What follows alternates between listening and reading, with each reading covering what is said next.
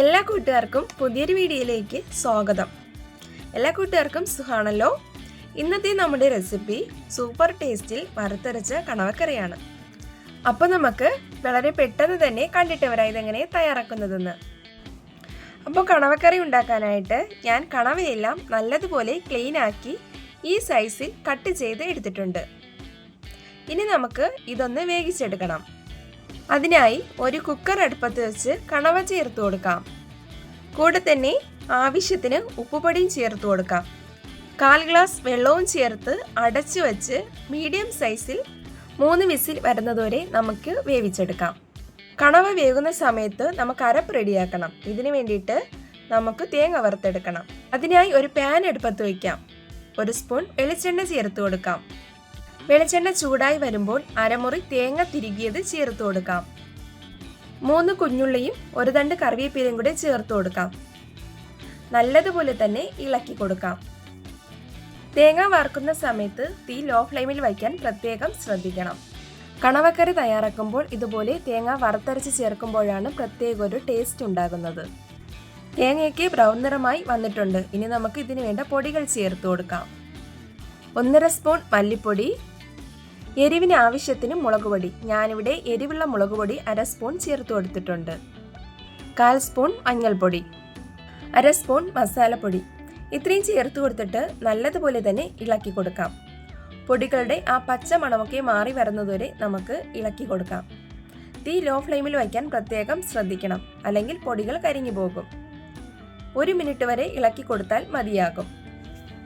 ഇവിടെ ഇപ്പോൾ ഇതായിട്ടുണ്ട്. ഇനി ഇത് തണുത്ത ശേഷം നമുക്ക് അരച്ചെടുക്കാം. ഇനി നമുക്ക് കറി തയ്യാറാക്കാനായി തുടങ്ങാം. അതിനായിട്ട് ഞാനിവിടെ മീഡിയം സൈസിൽ ഒരു സവാളയും 10 കുഞ്ഞുള്ളിയും 1 തണ്ട് കറിവേപ്പില, 2 പച്ചമുളക്, ഇഞ്ചി വെളുത്തുള്ളി പേസ്റ്റ് 1 സ്പൂൺ, ഇത്രയുമാണ് എടുത്തിരിക്കുന്നത്. ഒരു മൺചട്ടി അടുപ്പത്ത് വയ്ക്കാം. ആവശ്യത്തിന് വെളിച്ചെണ്ണ ചേർത്ത് കൊടുക്കാം.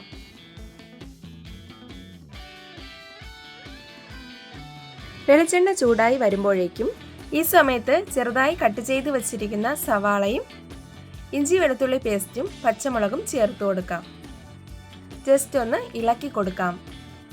കൂടെ തന്നെ 1 തണ്ട് കറിവേപ്പിലയും സവാള വഴന്നു വരുവാൻ ആവശ്യത്തിന് ഉപ്പുപൊടിയും കൂടെ ചേർത്ത് കൊടുക്കാം. സവാളയൊക്കെ ചെറിയൊരു ബ്രൗൺ നിറമാവുന്നതുവരെ നമുക്ക് ഇളക്കി കൊടുക്കാം. തക്കാളി ചേർക്കാൻ ഇഷ്ടമുള്ളവർക്ക് ഈ സമയത്ത് ഒരു തക്കാളി ചേർത്ത് കൊടുക്കാവുന്നതാണ്. സവാളയൊക്കെ നല്ലതുപോലെ തന്നെ വഴന്നു വന്നിട്ടുണ്ട്.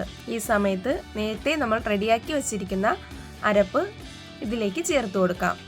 കൂടെ തന്നെ ജാറ് കഴുകി ബാക്കി അരപ്പും കൂടെ ചേർത്ത് കൊടുക്കാം. ജസ്റ്റ് നമുക്കൊന്ന് ഇളക്കി കൊടുക്കാം. ഇനി തിളച്ച് വരുന്നതിന് വേണ്ടി അടച്ചു വെച്ച് വെയിറ്റ് ചെയ്യാം.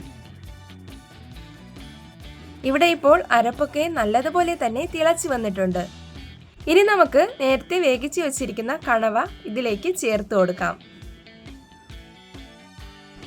എല്ലാം കൂടെ തന്നെ നല്ലതുപോലെ ഒന്ന് മിക്സ് ചെയ്ത് കൊടുക്കാം. ഇനി നമുക്ക് അടച്ചു വെച്ച് അരപ്പൊക്കെ നല്ലതുപോലെ കുറുകി വരുന്നത് വരെ വെയിറ്റ് ചെയ്യാം. ഇവിടെ ഇപ്പോൾ അരപ്പൊക്കെ നല്ലതുപോലെ തന്നെ തിളച്ച് വന്നിട്ടുണ്ട്. ഇനി അരപ്പൊക്കെ നല്ലതുപോലെ കുറുകി വരുന്നത് വരെ നമുക്ക് വെയിറ്റ് ചെയ്യാം. ഇവിടെ ഇപ്പോൾ അരപ്പൊക്കെ നല്ലതുപോലെ തന്നെ കുറുകി വന്നിട്ടുണ്ട്. കാണുമ്പോൾ തന്നെ നിങ്ങൾക്ക് മനസ്സിലാകും. ഇനി നമുക്ക് ഫൈനലായിട്ട് ഇതിനു വേണ്ട കടുക് താളിക്കാം. അതിനായിട്ട് ഒരു പാൻ അടുപ്പത്ത് വയ്ക്കാം. പാൻ ചൂടായി വരുമ്പോൾ 1 സ്പൂൺ വെളിച്ചെണ്ണ ചേർത്ത് കൊടുക്കാം. വെളിച്ചെണ്ണ ചൂടായി വരുമ്പോഴേക്കും 1/2 സ്പൂൺ കടുക് ചേർത്ത് കൊടുക്കാം. കടുക്കെല്ലാം നല്ലതുപോലെ പൊട്ടി വന്ന ശേഷം 2 കുഞ്ഞുള്ളി ചെറുതായി കട്ട് ചെയ്തതും 1 തണ്ട് കറിവേപ്പിലയും കൂടി ചേർത്ത് കൊടുക്കാം. ഒരു ബ്രൗൺ നിറമാകുമ്പോഴേക്കും നമുക്ക് 1/4 സ്പൂൺ മുളക് പൊടി കൂടി ചേർത്ത് കൊടുക്കാം. ജസ്റ്റ് ഒന്ന് ഇളക്കി കൊടുക്കാം. ഇനി നമുക്ക് ഇത് കണവക്കറിയിലേക്ക് ഒഴിച്ചു കൊടുക്കാം. അങ്ങനെ സൂപ്പർ ടേസ്റ്റി ആയിട്ടുള്ള വറുത്തരച്ച കണവക്കറി ഇവിടെ റെഡി ആയിട്ടുണ്ട്. അപ്പോൾ ഉറപ്പായും നിങ്ങളെല്ലാവരും ഇതുപോലെ ഒന്ന് തയ്യാറാക്കി നോക്കണം. തയ്യാറാക്കി നോക്കിയിട്ട് നിങ്ങളുടെ അഭിപ്രായങ്ങൾ കമൻ്റായിട്ട് അറിയിക്കാൻ മറക്കല്ലേ കൂട്ടുകാരെ. ആദ്യമായിട്ട് കാണുന്ന കൂട്ടുകാർ ചാനലൊന്ന് സബ്സ്ക്രൈബ് ചെയ്ത് സപ്പോർട്ട് ചെയ്യാനും മറക്കല്ലേ. ഞാനിടുന്ന വീഡിയോസൊക്കെ നിങ്ങൾക്ക് ഇഷ്ടപ്പെടുകയാണെങ്കിൽ നിങ്ങളുടെ ഫാമിലിക്കും ഫ്രണ്ട്സിനും ഒക്കെ ഒന്ന് ഷെയർ ചെയ്ത് കൊടുക്കാനും മറക്കല്ലേ. അപ്പോൾ പുതിയൊരു വീഡിയോയുമായി കാണുന്നതുവരെ എല്ലാ കൂട്ടുകാർക്കും ബൈ. Thanks for watching.